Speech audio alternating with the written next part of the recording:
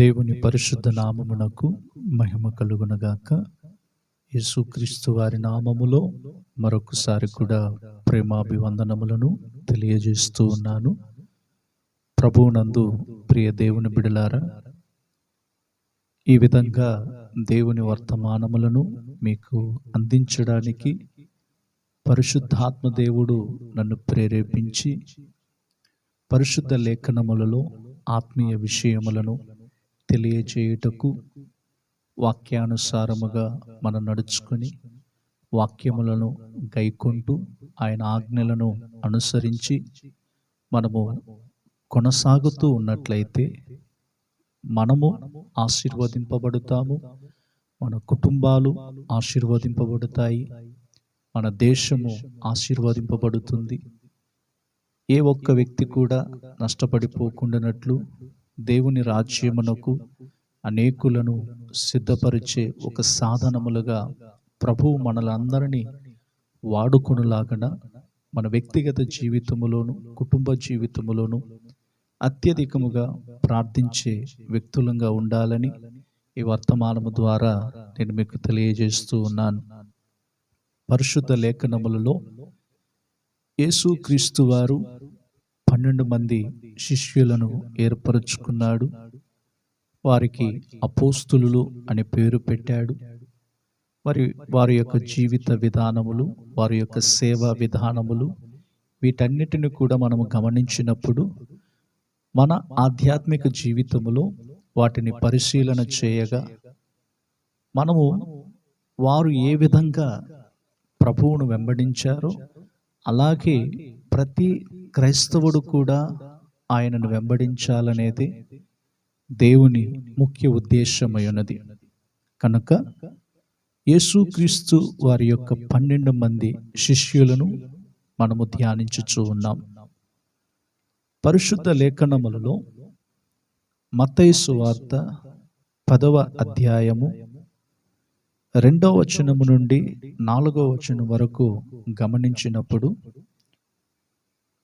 ఆ 12 మంది అపోస్తులుల పేర్లు ఏవనగా, మొదట పేతురనబడిన సీమోను, అతని సహోదరుడగు అంద్రెయ, జెబెదయి కుమారుడగు యాకోబు, అతని సహోదరుడగు యోహాను, ఫిలిప్పు, బర్తలోమయ, తోమా, సుంకరి అయిన మత్తయి, అల్ఫయి కుమారుడగు యాకోబు, తద్దెయ్యను మారుపేరు గల లెప్పాయి, కనానీయుడైన సీమోను, ఆయనను అప్పగించిన ఇస్కరియోతు యూదా.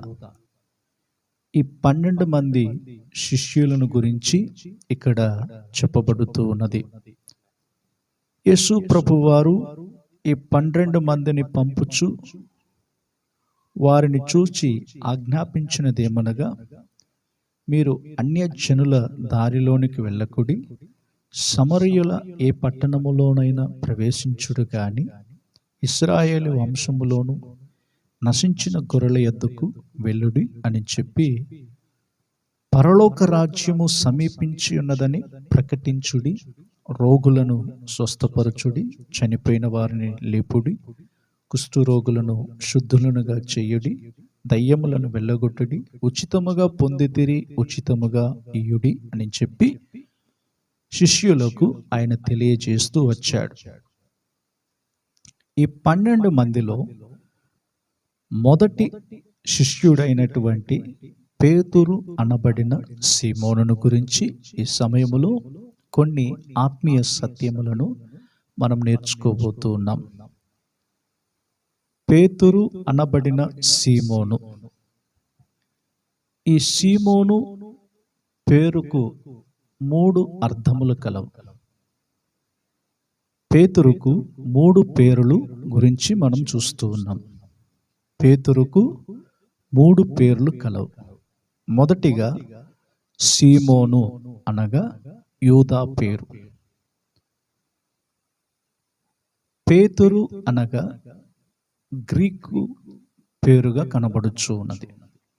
కేఫా అనగా అరమిక్ భాష నుండి వచ్చిన పేరుగా కనబడుతూ ఉన్నది. నేను మరలా చెప్పుచున్నాను, సీమోను అనగా హెబ్రీ పేరు కనబడుతున్నది.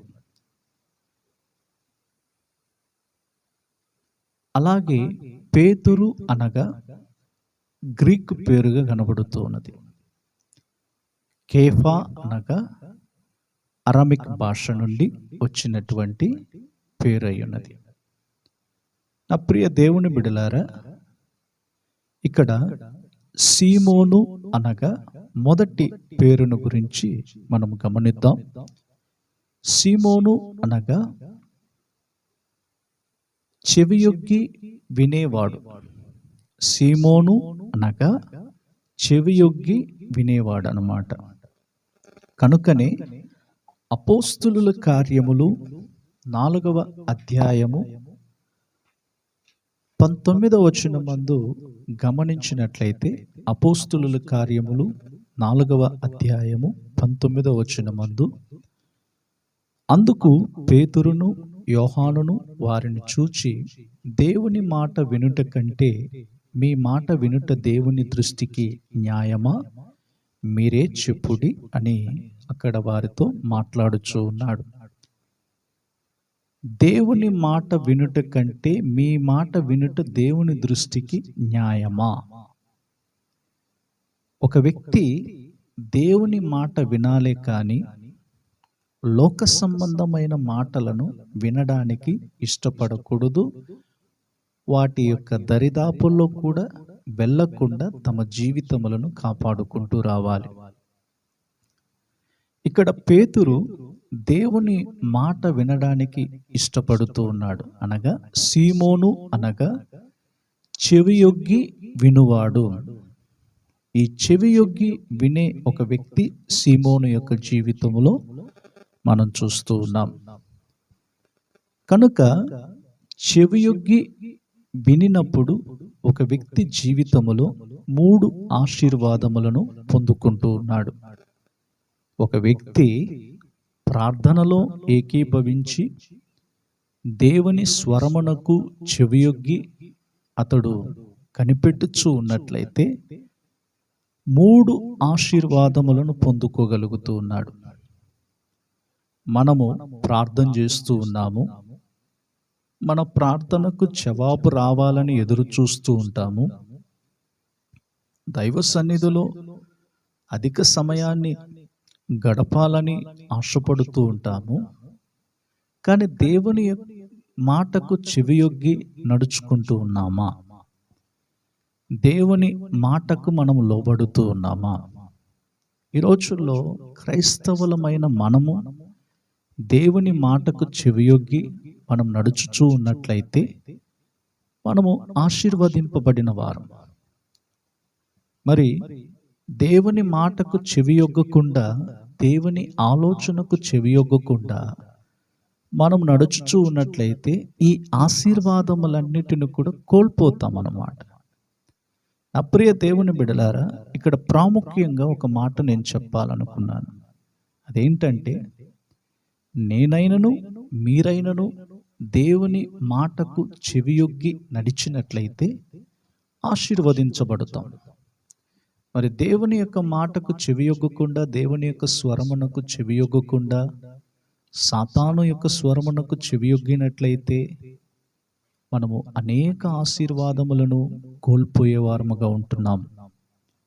నా ప్రియ దేవుని బిడలారా, పరిశుద్ధ లేఖనములలో దేవునికి చెవియొగ్గు వారి జీవితముల్లో, లేకుంటే ఆయన మాటకు లోబడే వారి జీవితాలలో ఏం జరుగుతుందో వాక్యానుసారముగా నేను మీ ముందు ఉంచుతాను.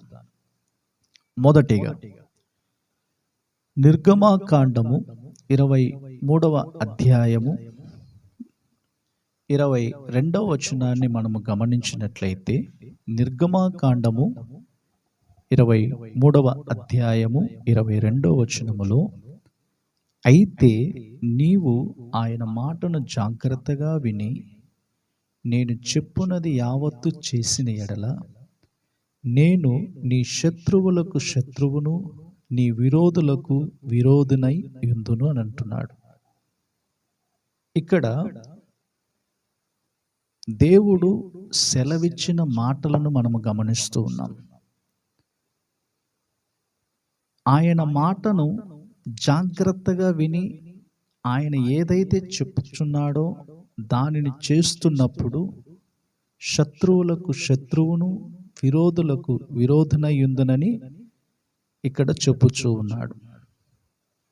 ఎవరు ఆయన మాటను జాగ్రత్తగా వినగలుగుతూ ఉన్నారో, ఆయన మాట యందు లక్ష్యముంచే వారముగా ఉంటున్నామో, వారి జీవితములలో ఈ ఆశీర్వాదం అనేది కలుగుతుంది. శత్రువులకు శత్రువును, నీ విరోధులకు విరోధునై ఇందును అని చెప్పుచూ ఉన్నాడు. మరి ఇశ్రాయేలీయులు కనాను దేశములోనికి ప్రవేశించడానికి ఆ కనానులో ఉన్న ఆ జనములను వెళ్ళగొట్టి దేవుడు తన ప్రజలకు దానిని స్వాస్థ్యముగా ఇస్తానని చెప్పి వాగ్దానం చేశాడు. ఎవరైతే ఆయన మాటను జాగ్రత్తగా గైకొనేవారుగా ఉంటున్నారో వారికి మాత్రమే ఈ ఆశీర్వాదం అనేది పొందుకోగలుగుతున్నారు. మరి నా ప్రియ దేవుని బిడ్డలారా, ఆయన మాటను జాగ్రత్తగా మనం విన్నప్పుడు, ఆయన చెప్పింది యావత్తు కూడా మనం చేసినట్లయితే శత్రువులకు శత్రువును, నీ విరోధులకు విరోధినయుందును. ఈ రోజుల్లో శత్రువులు అధికమవుతూ ఉన్నారు. ఎక్కడ చూసినా శత్రువులు విస్తారముగా కనబడుతూ ఉన్నారు. అయితే వీరందరి మధ్యలో కూడా దేవుని ప్రజలమైన మనము ఆయన మాటకు చెవియొగ్గుతూ ఉన్నామా? ఆయన చెప్పింది మనం చేయగలుగుతూ ఉన్నామా? ఆయన చెప్పిన కార్యాన్ని మనము తూచా తప్పకుండా నడుచుకునే వారముగా ఉన్నామా? ఇది మనము పరిశీలించాలి. క్రైస్తవ బిడ్డలమైన మనలో దేవుడు ఏదైతే చెప్పుచున్నాడో దానిని మనము చేయాలి. దేవునికి మనము చెవియొగ్గి ఆలకించే వారముగా ఉండాలి. సీమోను అనగా మొదటిగా దేవునికి చెవియొగ్గేటువంటి అనుభవం కలిగి ఉండాలని ఈ వాక్యము ద్వారా మనం నేర్చుకుంటూ ఉన్నాం. కనుక మనం ఎప్పుడైతే దేవుని మాటకు చెవియొగ్గి ఆయన స్వరమునకు చోటిచ్చి మన జీవితాన్ని కొనసాగిస్తామో, అప్పుడు మనకు ఎవరైతే శత్రువులుగా ఉన్నారో మన దేవుడు వారికి శత్రువయుండి, ఎవరైతే మనకు విరోధులుగా ఉన్నారో మన దేవుడు వారికి విరోధిగా ఉంటాడనమాట. కనుక యుద్ధము యెహోవాది, జయము మనదయున్నది. రెండవదిగా మనము గమనించుచూ ఉన్నప్పుడు, దేవుని మాటకు చెవియొగ్గి ఆయన ఆలోచనకు చెవియొగ్గినట్లయితే ఏ ఆశీర్వాదం కలుగుతుందో రెండవదిగా మనం చూడబోతూ ఉన్నాం. నిర్గమాకాండము 19వ అధ్యాయము 5వ వచనములో, కాగా మీరు నా మాట శ్రద్ధగా విని నా నిబంధనను అనుసరించి నడిచిన ఎడల మీరు సమస్త దేశ జనులలో నాకు స్వకీయ సంపాద్యమగుదురు అని చెప్పుచూ ఉన్నాడు. ఎవరైతే ఆయన మాటకు విని ఆయన మాటను శ్రద్ధగా ఆలకించి ఆయన నిబంధనను అనుసరించి నడుచుచూ ఉంటారో సమస్త దేశ జనులలో నాకు స్వకీయ సంపాద్యమగుదురు. మనము ఆయన మాటను ఆలకించి ఆ మాటను అనుసరించి మనం నడుచుచూ ఉన్నప్పుడు, ఆయన నిబంధనలను గైకొని మనం నడుచుచూ ఉన్నప్పుడు మనము దేవునికి స్వకీయ సంపాద్యముగా మార్చబడుతూ ఉన్నాం. కనుకనే మలాకి గ్రంథములో కూడా మనము గమనించగలము, ఆయన వచ్చి తన స్వకీయ సంపాద్యమును కొనిపోతాడని చెప్పబడుతూ ఉన్నది. మనము ఆయనకు ఒక స్వకీయ సంపాద్యముగా మార్చబడుతున్నాం. ఎప్పుడు దేవుని మాటకు చెవియొగ్గి ఆయన ఆజ్ఞలను అనుసరించి ఆయన నిబంధనలను కట్టడలను విధులను మనము గైకొని నడుచుచూ ఉన్నప్పుడు మనము దేవునికి స్వకీయ సంపాద్యముగా మార్చబడుతూ ఉన్నాం. మూడవదిగా మనము గమనించినట్లయితే నిర్గమాకాండము 15వ అధ్యాయము 26వ వచనమందు గమనించుచూ ఉన్నప్పుడు, మీ దేవుడైన యెహోవా వాక్కును శ్రద్ధగా విని ఆయన దృష్టికి న్యాయమైనది చేసి ఆయన ఆజ్ఞలకు విధేయులై ఆయన కట్టడలన్నిటిని అనుసరించి నడిచిన ఎడల నేను ఐగుప్తీయులకు కలుగజేసిన రోగములలో ఏదియో మీకు రానియును, నిన్ను స్వస్థపరచు యెహోవాను నేనే అనెను. దేవుడైన యెహోవా వాక్కును శ్రద్ధగా విని ఆయన దృష్టికి న్యాయమైనది చేసి, మన శరీరములో బలహీనులంగా మనం ఉన్నప్పుడు, మన శరీరములో అనారోగ్యములు ఒకవేళ ఎదురైనప్పుడు, మనము దేవుని మాటకు చెవియొగ్గుతున్నామా లేదా అని మనల్ని మనము పరిశోధించుకునే వారముగా ఉండాలి. కొన్ని సమయాలలో మనకు వచ్చు వ్యాధులను బట్టి మనము కృంగిపోకూడదు. దేవుని మాటకు శ్రద్ధగా విధేయత చూపాలి. దేవుని వాక్కును విశ్వసించాలి. నిన్ను స్వస్థపరచు యెహోవా నేనే అని చెప్పాడు. మరి మనలను స్వస్థపరిచే దేవుడు ఒకరు ఉన్నారు కాబట్టి ఆ పైన చెప్పబడిన ఆ మాటలను మనం ఆలకించాలి. మనకు రోగములు వచ్చినప్పుడు, అనారోగ్యములు ఎదురైనప్పుడు మనము కృంగిపోతూ ఉంటాం. నా ప్రియ దేవుని బిడ్డలారా, వ్యాధులు బలహీనతలు మనకు కలిగినప్పుడు కృంగిపోకుండా వాటిని ధైర్యముగా ఎదుర్కోవడానికి మనం చేయవలసిన పని ఏంటంటే, మీ దేవుడైన యెహోవా వాక్కును శ్రద్ధగా విని ఆయన దృష్టికి న్యాయమైనది చేసి ఆయన ఆజ్ఞలకు విధేయులై ఆయన కట్టడలన్నింటినీ అనుసరించి నడిచిన ఎడల ఐగుప్తీయులకు కలుగు చేసిన రోగమును ఏదియు మీ యొద్దకు రానియును అని చెప్పాడు. మరి ఈ రోజుల్లో మనము ఆయన స్వరమునకు చెవియొగ్గుతూ ఉన్నామా? చాలామంది ఆయన స్వరమునకు చోటివ్వకుండా చెవియొగ్గలేని స్థితిలో ఈ రోజుల్లో దేవుని ప్రజలు కనబడుతూ ఉన్నారు. నా ప్రియ దేవుని బిడలారా, ఈ వర్తమానము ద్వారాగా నేను మీతో చెప్పుచున్న మాటలు ఏమిటంటే, దేవుని స్వరమునకు చోటివ్వండి, దేవుని మాటలను లక్ష్యముంచండి, దేవునికి చెవియొగ్గి ఆయన మాటలను వినడానికి విధేయత కలిగిన వారముగా ఉండాలి.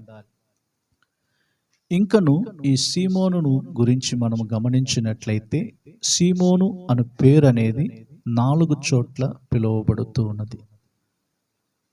మత్తయి సువార్త 16వ అధ్యాయము 17వ వచనములో సీమోను నీవు ధన్యుడువు అని చెప్పుచూ ఉన్నాడు. మార్కు సువార్త 14వ అధ్యాయము 37 నుండి 37-38 వచనములలో సీమోను నీవెందుకు నిద్రించుచున్నావా అని చెప్పి అక్కడ రాయబడి ఉన్నది. మూడవదిగా లూకా సువార్త 22వ అధ్యాయం 31వ వచనములో మనము గమనించుచూ ఉన్నప్పుడు అక్కడ కూడా సీమోను అని చెప్పి పిలుచుచూ ఉన్నాడు. లూకా సువార్త 22వ అధ్యాయము 31వ వచనమందు సీమోను సీమోను, ఇదిగో సాతాను మిమ్మును పట్టి గోధుమల వలె జల్లించుటకు మిమ్మును కోరుకొనెను గాని నీ నమ్మిక తప్పిపోకుండానట్లు నేను నీ కొరకు వేడుకుంటుని, నీ మనసు తిరిగిన తర్వాత నీ సహోదరులను స్థిరపరచుమని చెప్పాను. చూడండి, మన నమ్మిక తప్పిపోకుండానట్లు మన ప్రధాన యాజకుడైనటువంటి యేసుక్రీస్తు తండ్రి సన్నిధిలో విజ్ఞాపన చేయుచూ ఉన్నాడు. ఇక్కడ సీమోనును గురించి ఆయన చెప్పిన మాట ఏమిటంటే, ఇదిగో సాతాను మిమ్మును పట్టి గోధుమల వలె జల్లించుటకు మిమ్మును కోరుకొనెను గాని అని అంటున్నాడు. నా ప్రియ దేవుని బిడ్డలారా, మన ప్రార్థన మనమేదో కొన్ని సందర్భాల్లో మనం చేసే ప్రార్థనలే మనలను పలు విధాలుగా ఆ, దేవుడు మనల్ని కాపాడుతున్నాడని చెప్పి మనం అనుకోవచ్చు. కానీ దేవుని వాక్యం ఏమని చెప్తుంది? నీ కొరకు నీ నమ్మిక తప్పిపోకుండానట్లు నేను నీ కొరకు వేడుకుంటుని. ప్రతిరోజు మన నిమిత్తము పరలోకములో తండ్రి సన్నిధిలో మన ప్రధాన యాజకుడైనటువంటి యేసుక్రీస్తు వారు విజ్ఞాపన చేస్తూ ఉన్నాడు. అందును బట్టి మనము కాపాడబడుతున్నాము. అందును బట్టి మన ఆధ్యాత్మిక జీవితములు అనేవి ఆశీర్వాదకరంగా మారుతూ ఉన్నాయి. నాలుగవదిగా మనం గమనించుచూ ఉన్నప్పుడు ఇక్కడ యోహాను సువార్త 21వ అధ్యాయము 15వ వచనములో గమనించుచూ ఉన్నాము. యేసు సీమోను పేతురును చూచి, యోహాను కుమారుడు అయిన సీమోను, వీరికంటే నీవు నన్ను ఎక్కువగా ప్రేమించుచున్నావా? చూడండి, ఈ సీమోను చూచి యేసు ప్రభు అడుగుచూ ఉన్నాడు, నీవు నన్ను ఎక్కువగా ప్రేమించుచున్నావా? మనం ఎక్కువగా యేసు ప్రభువుని ప్రేమించుచూ ఉన్నట్లయితే నిశ్చయముగా ఒక దినమందు యేసు ప్రభువారు మధ్యాకాశములో బయలుపడినప్పుడు మనము ఆయనను చేరుకోగలుగుతూ ఉన్నాం. నా ప్రియ దేవుని బిడలారా, యేసుక్రీస్తు వారి యొక్క 12 మంది శిష్యులు మొదటి శిష్యుడైన పేతురు అనబడిన సీమోను, ఈ సీమోనును గురించినటువంటి ఆ పేరుకున్న అర్థములను ఇంతవరకు ఈ వర్తమానం ద్వారాగా నేను మీకు తెలియజేశాను. ఇక ముందున్న పేతురు యొక్క సేవను గురించి, అతని యొక్క కార్యములను గురించి రాబోయే దినాలలో ఆత్మీయ ఆలోచనలన్నీ కూడా పరిశుద్ధాత్మ దేవుని ద్వారాగా మనం పొందుకోవడానికి దేవుడే మనందరికీ సహాయం చేయునుగాక.